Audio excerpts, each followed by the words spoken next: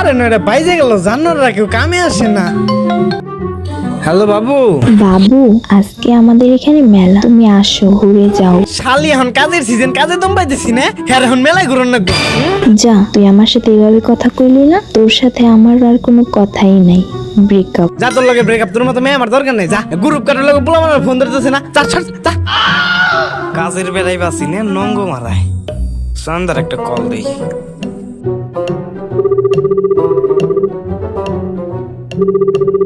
হ্যাঁ দাদু, কই তুমি? আমি আমার গার্লফ্রেন্ডের বাড়ির সামনে আইছি।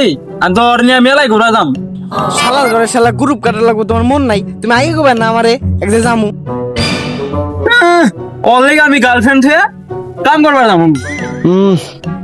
রমজানে ফোন দিয়েছি, জানারে কি করে কামে দেখছে, জানা লাগবই।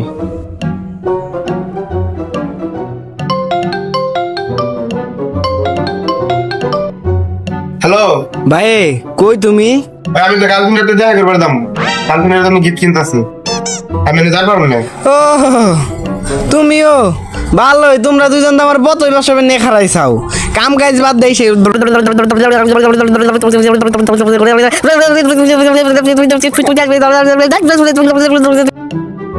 কিরে জানালে আমার ফোন কেটে দিল। কাজে তো জামই না, তাহলে আমিও গার্লফ্রেন্ড নিয়ে মেলায় থেকে ঘুরে আসি। হ্যালো বাবু। তুই আমাকে আবার কল দিছিস কেন? আরে আমি মজা করছি, বলো বিকাল কয়টার সময় তুমি বেরবা বলো। তুই যদি আজকের পর আমাকে আবার কল বা মেসেজ দিস, আমি পুলিশের কাছে যাবো।